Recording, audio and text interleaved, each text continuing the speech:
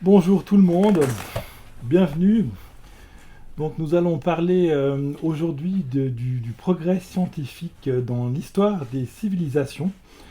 Plus précisément, nous allons parler de la question pourquoi est-ce qu'il y a ou il n'y a pas du progrès scientifique dans une civilisation donnée à une époque donnée, hein. Si on prend par exemple l'Europe, pourquoi il y a eu de grands progrès à l'époque du miracle grec, en tout cas dans la partie du monde grec, hein, à l'intérieur de l'Europe, d'immenses progrès scientifiques et techniques pendant la période du miracle grec d'environ moins 800 jusqu'à moins 200 environ, puis ensuite une période de ralentissement, pourquoi?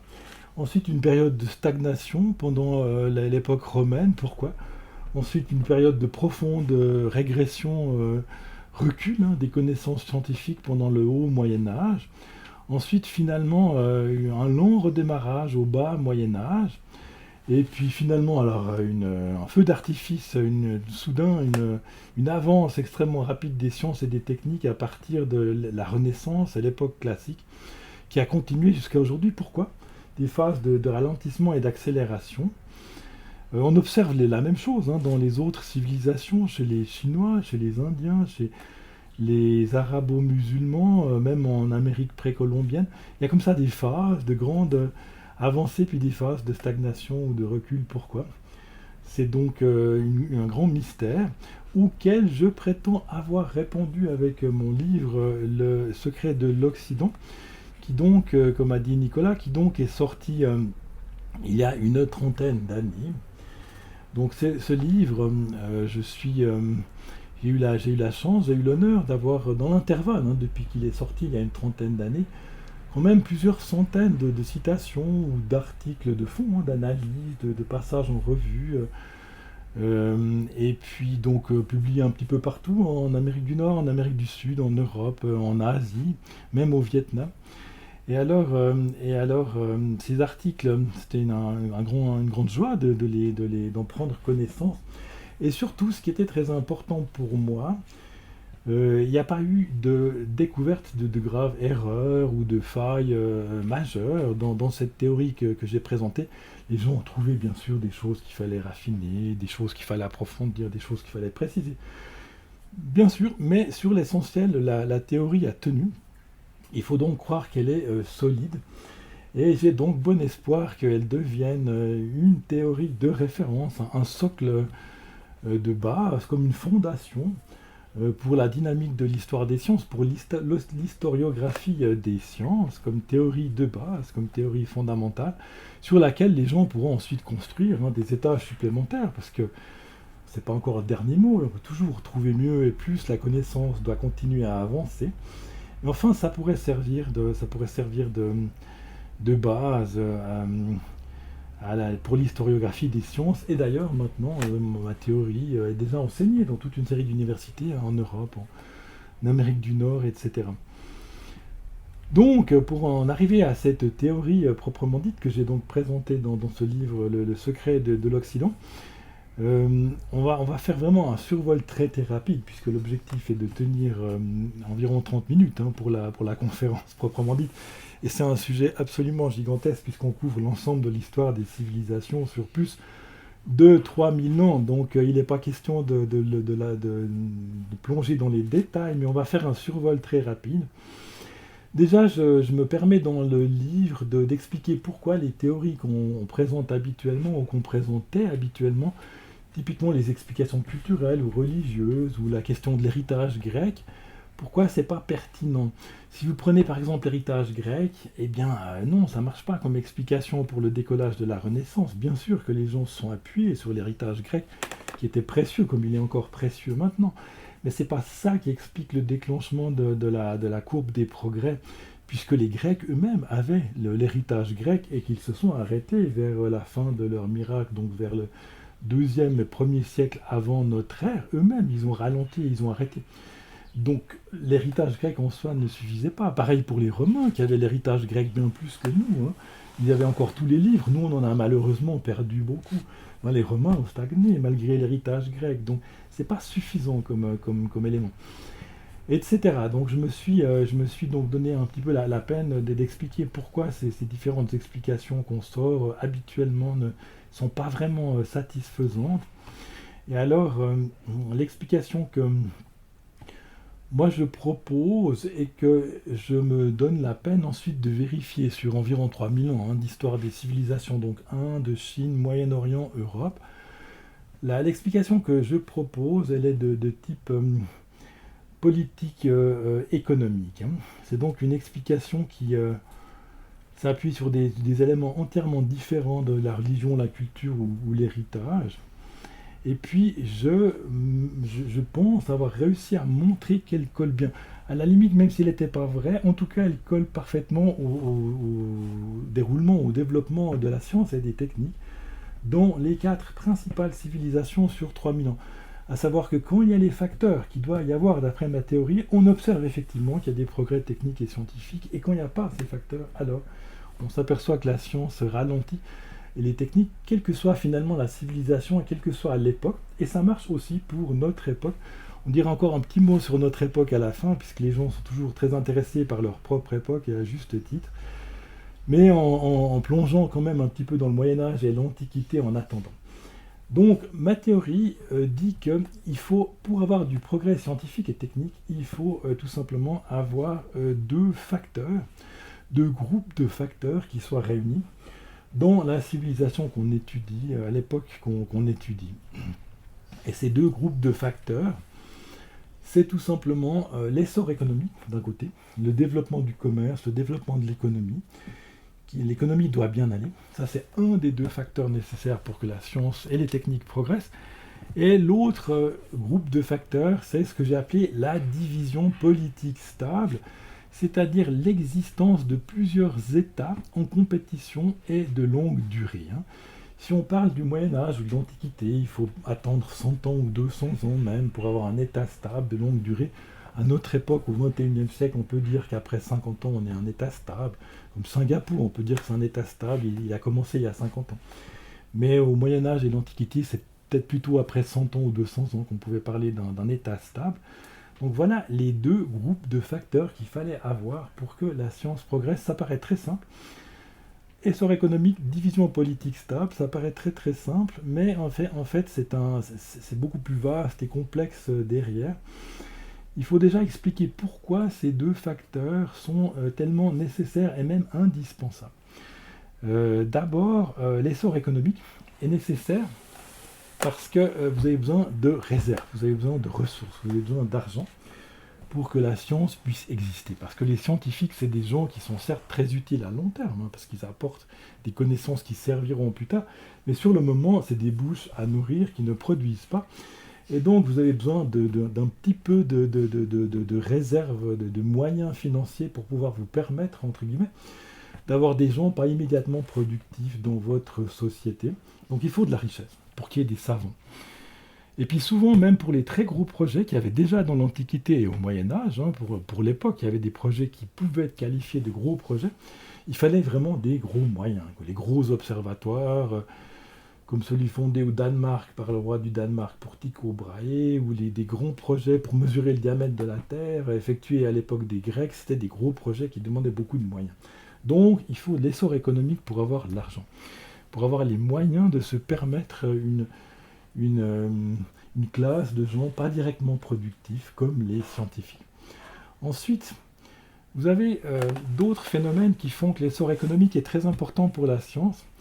C'est en fait le rôle des marchands banquiers, ce qu'on appelle aujourd'hui les entrepreneurs, la classe mercantile. Ces gens-là sont très utiles et même indispensables à la science. Pourquoi ? Parce que d'abord, ils s'intéressent, ils ont l'esprit ouvert, tout ce qui est nouveau pourrait potentiellement rapporter. Donc ils sont très curieux et intéressés par la nouveauté. Et donc ils ont une attitude très souple. Ensuite, quand ils dominent une société, parce que si la société s'enrichit petit à petit, les marchands banquiers deviennent très riches et donc puissants, et donc ils arrivent dans les sphères du pouvoir. Donc si ces gens-là dominent la société, c'est bon pour les scientifiques, parce que c'est des gens qui n'appuient pas leur domination sur une vision du monde prédéfinie, et qui doit donc rester telle qu'elle. Si on bouleverse la vision du monde, la Terre est au centre ou bien pas de l'univers, ça leur est complètement égal aux marchands. ils n'appuient pas leur pouvoir sur une vision préconçue du monde, donc ils sont très souples par rapport à la science. Ils permettent à la science de perturber la vision du monde. Et ça va même encore plus loin, quoi. Les marchands et les banquiers, à des époques comme on était au Moyen-Âge, ou même à la Renaissance, et encore plus dans l'Antiquité, où on cultivait l'oisiveté, où les nobles se faisaient une fierté de rien faire de la journée, où il était bien vu d'être un rentier, d'avoir des esclaves et pas travailler.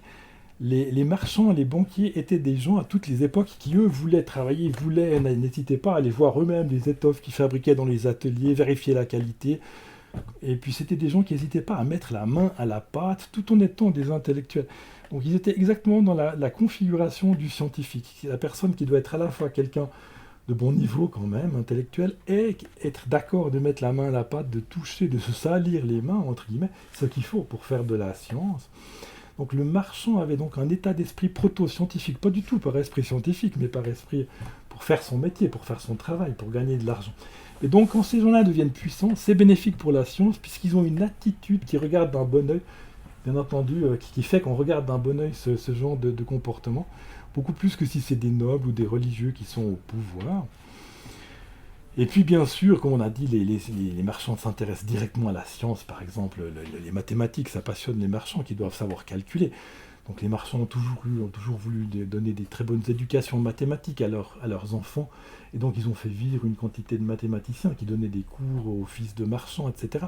Et ils s'intéressaient aux calculs statistiques pour les probabilités, pour les assurances, aux calculs de taux d'intérêt, donc la croissance du capital, les équations du deuxième, troisième, quatrième degré, etc. Donc les marchands s'intéressaient directement à la science, calcul des volumes, et puis bien entendu aussi au temps et à l'espace. Un marchand a besoin de savoir combien de temps dure un transport en heures, pas seulement en journées qui peuvent changer suivant la saison, la durée de la journée change, mais vraiment en heures. La production d'un tissu, il faut qu'on puisse compter le temps de travail. Donc il y a une mesure, une volonté de chiffrer les choses qui est en fait un état d'esprit proto-scientifique. Ça, c'est la partie, le rôle des marchands et donc de l'essor économique, hein, tout va ensemble. Un monde qui est ouvert aux marchands, voire dominé par les marchands, est donc par définition plus ouvert, plus ami, plus proche de la mentalité scientifique. Et après, vous avez le deuxième groupe de facteurs, qui, lui, est la division politique stable. Donc il faut que votre civilisation, à une époque donnée, soit répartie entre plusieurs États stables. Pourquoi ? Parce que ça crée la liberté. Si vous avez un inventeur qui gêne, hein, comme c'est arrivé très souvent, quelqu'un qui perturbe l'ordre établi, on le fiche dehors. S'il y a un seul empire, eh bien il est fichu. Sa carrière est brisée, notre inventeur. Alors que s'il y a plusieurs États en compétition, les royaumes voisins se font toujours un plaisir d'accueillir l'inventeur persécuté, d'autant plus qu'il est manifestement pas ami avec le roi ennemi, et donc l'ennemi de vos ennemis, les ennemis de vos ennemis sont vos amis. Et donc ce genre d'inventeur était accueilli à bras ouverts. Alors que sous l'Empire romain, on exécutait les inventeurs parce qu'ils faisaient peur, hein, ils risquaient de perturber l'ordre. Alors que dans le système d'État européen, justement, de la Renaissance et de l'époque classique, les inventeurs fuyaient régulièrement, ainsi que les scientifiques. Lorsqu'ils commençaient à être en mauvais termes avec les autorités, ils pouvaient échapper et puis aller dans un autre royaume. À l'époque grecque, à l'époque du miracle grec, c'était absolument pareil aussi. Donc la diversité politique, comme je l'appelais, la politico-diversité, le polycentrisme, permettait à la liberté, parce que vous pouviez fuir si vous étiez persécuté ou simplement ignoré dans votre royaume d'origine. Il y avait aussi une plus grande diversité des législations, puisqu'il y avait plusieurs États, donc ça permettait d'expérimenter au niveau de la civilisation entière, puisqu'il y a plusieurs législations. Donc c'est un facteur de liberté, la division politique stable. L'ennemi de la liberté, c'est l'Empire universel, qui peut édicter des lois, étouffer tout esprit, toute idée nouvelle qui serait potentiellement dangereuse. Et même dans une situation de compétition entre États, pour chaque roi, le scientifique, le savant, comme d'ailleurs l'artiste, hein, devient un objet de prestige. Si vous avez dans votre cour un savant renommé, vous faites briller votre cour auprès des autres rois, alors que si vous êtes un empereur universel, vous n'avez pas besoin de briller auprès des autres rois, et donc vous pouvez éliminer tous les gens qui bougent un peu trop, qui remuent un peu trop, qui ont des idées trop dérangeantes, et vous avez la tranquillité. Et vous avez besoin de briller auprès d'aucun autre roi. Donc le savant devient un atout pour un roi dans un système en compétition, alors que sinon il est une menace. Et puis, bien sûr, si vous avez plusieurs États qui se font face, hein, et de longue durée, ben, vous avez des rivalités militaires, voire même des guerres. Et alors, rien n'encourage plus les gouvernements à prouver, à appuyer, à soutenir le progrès technologique que les guerres. Puisqu'évidemment, un roi est prêt à donner beaucoup pour avoir des armes plus performantes que les autres royaumes. Et donc, les budgets militaires des États européens pendant la Renaissance et l'époque classique, ils étaient au moins 50% destinés aux besoins militaires. Et les besoins militaires permettaient aussi d'alimenter la recherche scientifique. Toute la théorie en physique des mouvements des corps dans l'espace était conditionnée, encouragée et même souvent motivée par la recherche militaire. C'était des travaux balistiques, hein. Et les travaux de Galilée, hein, qui est le premier à avoir vraiment mathématiquement trouvé la formule pour le mouvement des corps dans l'espace, même si lui s'intéressait purement à la physique, beaucoup de gens se sont intéressés à ses travaux pour des raisons d'application militaire, bien sûr. Donc ça a donné du retentissement, de l'écho à ce genre de travaux et de recherche. Et vous avez le même phénomène avec les militaires qu'avec les marchands. Les militaires, c'est aussi des gens qui sont pragmatiques, c'est aussi des gens terre à terre comme les marchands. Les officiers, les généraux, c'est aussi des intellectuels, mais qui n'ont pas peur de mettre la main à la pâte, d'aller voir sur le terrain, etc., ce qui se passe, la disposition de l'artillerie, etc. Et c'est donc des gens terre à terre, et pour eux aussi, hein, s'ils dominent une société, les militaires, parce que c'est le cas, dans un système où vous avez des compétitions permanentes et des guerres permanentes, les militaires deviennent importants. Et quand ils dominent une société, pareil pour eux, ils n'appuient pas du tout leur pouvoir sur une vision préconçue du monde. Ils sont ouverts à tout changement de la position de la Terre au centre ou bien pas de l'univers, peu importe. Par contre, alors si vous découvrez un nouveau dispositif technique ou un nouveau mode de calcul, alors ça les intéresse. Et donc ils sont eux aussi très ouverts et très amicaux face à la recherche scientifique, parce qu'elle peut toujours apporter un avantage sur l'ennemi. Donc, pour résumer, quand vous avez la division politique stable et quand vous avez l'essor économique, vous avez un écosystème, un biotope qui devient beaucoup plus favorable à la recherche scientifique. Il ne faut pas idéaliser non plus, il y a quand même toujours des gens qui peuvent être persécutés, des idées qui peuvent être négligées. Bien entendu, je résume à l'extrême pour aller très vite. Et donc voilà pourquoi ces deux conditions sont nécessaires. Et vous observez que ça colle parfaitement. Avec ça, vous arrivez à expliquer toutes les phases de progrès et de régression. Par exemple, pour l'Europe, vous avez le miracle grec qui s'explique grâce au fait que la Grèce était à cette époque-là divisée en des cités-États concurrents et très prospères. Le commerce grec sillonnait toute la Méditerranée. Les marchands grecs à bord de leurs bateaux achetaient et vendaient de l'Ukraine jusqu'à Gibraltar et plus loin. Donc vous aviez vraiment un commerce grec qui était très épanoui, qui se développait, des cités-États concurrentes et de longue durée, donc vous aviez la configuration idéale, et donc grand progrès scientifique et technique. Ensuite, l'Empire romain est arrivé, donc c'était la fin du progrès scientifique, puisqu'il y avait un espèce d'immense empire universel qui s'est étendu sur l'ensemble du monde connu, quasiment, et qui donc liquidait les inventeurs lorsqu'ils avaient l'audace de se présenter avec des nouvelles inventions. Et il y avait beaucoup moins de soutien de la part des marchands et des autorités pour la recherche scientifique. Ensuite, vous avez eu une phase, le haut Moyen-Âge, où il y avait une division politique instable, donc des royaumes qui fluctuaient, dont les frontières avançaient, reculaient d'une manière totalement chaotique, à l'époque des invasions barbares, les Wisigoths, les Ostrogoths, les Francs, etc. Et donc là, c'était une division politique instable, donc le chaos complet, ça c'est la pire configuration. Donc régression totale, oubli des savoirs de l'Antiquité, disparition de la science en Europe. Ensuite, vous avez eu la formation d'un certain nombre de royaumes qui ont réussi à se consolider petit à petit. Le royaume de France, le royaume d'Angleterre, le royaume du Danemark, le royaume de Suède, quelques royaumes ou duchés en Italie et en Allemagne. Et petit à petit, le commerce a redémarré. Et voilà que la science a recommencé à avancer parce qu'il y avait de nouveau divisions politiques stables et essor économique. Donc il y avait une très bonne corrélation entre les deux phénomènes. Donc ça marche très très bien. Et on peut constater le même phénomène dans les autres civilisations. Et alors, pour terminer, pour continuer ces survols ultra rapides, qui est un tout petit peu trop rapide, mais c'est le sens de l'exercice. On peut encore se poser une question tout en restant au niveau de la théorie. Comment ça se fait alors que l'Europe ait bénéficié d'une plus longue période de division politique stable et d'essor économique, que toutes les autres civilisations. 2 fois. Il y a eu une grande période, le miracle grec et le miracle européen. Le miracle grec au 1er millénaire avant notre ère, et le miracle européen au 2e millénaire de notre ère. Il y a eu 2 fois une très longue période d'essor économique et de division politique stable. Et on peut donc se poser la question, mais pourquoi les Européens ont eu cette chance, entre guillemets, parce que ça implique aussi quelques guerres de temps en temps, mais comment est-ce qu'ils ont pu avoir cette chance du point de vue du progrès scientifique? Et alors l'explication, c'est un 2e niveau de la théorie. En dessous de l'étage politique et économique, vous avez un étage géographique.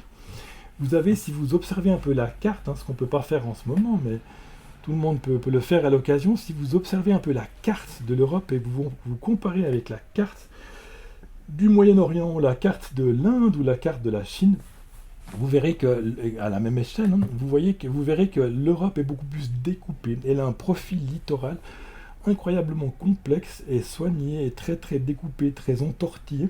Vous avez des péninsules, vous avez des îles, vous avez des détroits, des golfes, des mers intérieures. Et donc cette configuration très compliquée que j'ai appelée une thalassographie articulée, puisqu'il y a le dessin de la mer, qui est ce qui est la première chose qu'on voit sur toutes les cartes, c'est le dessin de la mer, qui est beaucoup plus articulé, beaucoup plus compliqué en Europe qu'ailleurs. Et alors, donc, cette configuration littorale explique, selon moi, pourquoi l'Europe a bénéficié de cette configuration si favorable. Pourquoi? Parce que des États peuvent mieux se consolider s'il y a une péninsule, parce qu'il y a beaucoup de frontières maritimes, et les invasions sont beaucoup plus difficiles par mer que par terre. Donc les États sont plus protégés s'ils ont comme ça des péninsules, comme l'Espagne, comme le Danemark, comme la Suède, Norvège, comme l'Italie, ou des îles, comme l'Angleterre, qui n'a plus été envahie pendant 1000 ans, grâce à sa situation insulaire. Vous avez beaucoup plus de chances que les États qui s'y développent puissent se consolider, et qui finissent d'ailleurs chacun par occuper leur péninsule propre. Italie, Espagne, France, qui a presque une péninsule, pas tout à fait, mais presque, Angleterre, etc., et Suède et Danemark. Et d'ailleurs, on peut expliquer grâce à ça pourquoi l'Europe de l'Est n'a pas aussi bien réussi que l'Europe de l'Ouest. À propos, l'Europe de l'Est, c'est une énorme masse continentale, pas du tout découpée comme l'Europe de l'Ouest, donc elle est restée pauvre, elle est restée beaucoup moins stablement divisée, et la science y a, comme par hasard, beaucoup moins progressé en général au cours des siècles qu'en Europe de l'Ouest, où justement ce découpage du littoral extrêmement compliqué a permis aux États de se consolider, tout en les reliant quand même, ce qui favorisait quand même les guerres, qui sont pour la science quand même, rappelons-le, et la technique quand même, dans la mesure où le niveau des guerres ne dépasse pas un certain niveau trop extrême, d'où la notion de division politique stable. Il faut que les États ne soient pas trop déstabilisés. Si la division politique reste stable, on peut considérer que la guerre ne fait pas trop de dégâts au niveau civilisationnel, donc les destins individuels restent tragiques, mais au niveau civilisationnel, on peut considérer que les dégâts restent encore relativement supportables pour la civilisation entière s'il y a division politique stable. Alors les frontières terrestres favorisent quand même un peu ce genre d'interaction. Et ce littoral très articulé de l'Europe permettait aussi au commerce de se développer, puisque l'accès par voie maritime beaucoup plus bénéfique pour les marchands que l'accès terrestre, particulièrement dans l'Antiquité et au Moyen-Âge, il n'y avait absolument aucune comparaison. Vous alliez beaucoup plus vite avec les bateaux, 200 km en une journée contre 10 ou 20 km par jour avec un charroi tiré par des bœufs. Le prix 30, 40, 100 fois meilleur marché suivant les marchandises. Donc vous pouviez faire du commerce s'il y avait la mer, vous ne pouviez pas s'il n'y avait pas la mer, dans la plupart des cas. D'ailleurs, c'est même encore en partie le cas aujourd'hui, mais c'était encore plus le cas au Moyen-Âge et dans l'Antiquité. Autrement dit, cette thalassographie articulée de l'Europe, de l'Ouest à grande échelle et de la Grèce à petite échelle est ce qui a permis les miracles grecs et les miracles européens. A l'inverse, ça a permis des divisions politiques instables trop fréquentes ou des unités politiques totales trop fréquentes en Chine, en Inde et dans le Moyen-Orient. Donc voilà comment est-ce qu'on peut vraiment d'une manière fulgurante et extrêmement rapide, avec toutes mes excuses mais enfin c'est le sens de ces conférences très très courtes.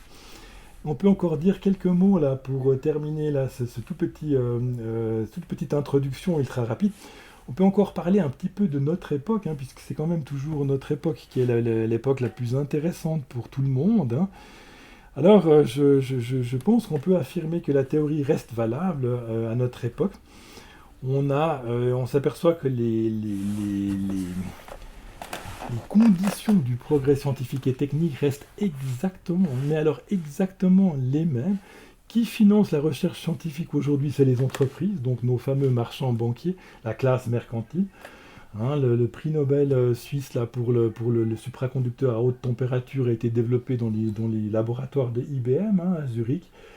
Donc vous avez les entreprises qui financent la recherche scientifique, autrement les États, les gouvernements, en grande partie pour des raisons directement ou indirectement militaires, ou alors pour la recherche du prestige, puisqu'il y a des visions politiques stables encore dans le monde actuel. Et la Suisse, par exemple, a réussi à découvrir la première planète autour d'une autre étoile. Elle a reçu aussi le prix Nobel pour ça. Pourquoi? Parce que la Confédération suisse s'efforce de financer des projets qui, à l'échelle de la Suisse, permettent de faire, donc des petits projets, mais qui permettent de faire briller la Suisse, dont la compétition internationale, toujours les bienfaits de la division en politique stable. Le Fonds national de la recherche scientifique vise des projets à la taille de la Suisse, mais où la Suisse peut avoir un avantage, parce que le but, c'est d'accumuler du prestige face aux autres pays, d'être au moins dans certains domaines le meilleur. La logique est toujours la même. Donc vous avez toujours en grande partie le financement qui est dû soit par les entreprises, soit par les gouvernements, principalement pour le prestige ou le militaire. Et finalement, vous avez les mécènes. Encore aujourd'hui, les mécènes jouent un très grand rôle, comme à l'époque de Galilée, qui était entretenu chez les Médicis, là, qui étaient des mécènes. À un moment donné, pas toute sa vie, mais une partie de sa vie. Vous avez toujours les mécènes. Par exemple, Monsieur Keck, un magnate du pétrole, qui a financé des énormes télescopes à Hawaï, qui sont encore les plus grands du monde. La fondation Wellcome en Angleterre, qui finance la recherche en biotechnologie, financée par un riche entrepreneur. Sans parler bien sûr de l'entrepreneur le plus connu actuellement, Monsieur Elon Musk, qui lui évidemment finance directement la recherche technologique et scientifique. Il s'est même payé le luxe d'avoir la plus grande fusée du monde à lui tout seul.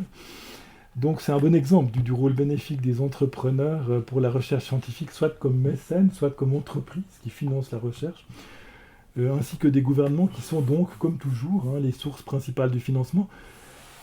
En conséquence de quoi, nous pouvons dire que c'est très bien, pour ce qui concerne le progrès scientifique, c'est très bien que dans le monde actuel, il y ait toujours de l'essor économique, au moins dans une partie du monde, et plusieurs grandes puissances stables, en compétition directe et même acharnée. Actuellement, donc on peut parler bien sûr des deux principales puissances, l'Empire américain et l'Empire chinois, avec des puissances derrière, qui ne sont pas loin derrière, l'Inde, le Japon, l'Europe de l'Ouest, la Russie. Et ces puissances sont vraiment à couteau tiré au niveau de la recherche scientifique, ça fait plaisir à voir, ça augure très bien de l'avenir de la science. Vous avez par exemple un sujet dont tout le monde parle, c'est l'intelligence artificielle développée à marche forcée aux États-Unis et en Chine. Chacun veut avoir la meilleure, la plus poussée, la plus développée. Il y a une compétition entre les deux blocs. Pareil pour la recherche sur les ordinateurs quantiques, qui devraient prendre le relais des plus puissants ordinateurs au silicium. Et puis pour la course à l'espace, qui redémarre grâce à la nouvelle compétition relancée en fait par l'Empire chinois dans le cas de figure. L'Empire chinois a annoncé qu'il allait débarquer sur la Lune et installer des bases permanentes sur la Lune pour dépasser tout ce que les Américains n'avaient jamais fait. Et donc les Américains ont immédiatement lancé un programme concurrent. Ils refont Apollo, ils ont de nouveau une grande fusée de type Saturn V. Les Chinois sont en train de terminer la leur, la Longue Marche 10. Et en 2030, au plus tard, les deux puissances seront de nouveau, ou pour la première fois, mais elles seront donc sur la Lune. Et vous pouvez vous attendre à ce que des villages se développent sur la Lune, qui hébergeront d'un côté les Américains, de l'autre côté les Chinois, et bientôt les Indiens, qui ont dit qu'ils ne manqueraient pas de se joindre à la compétition avec peut-être 10 ans de décalage, mais ils y arriveront sans aucun doute.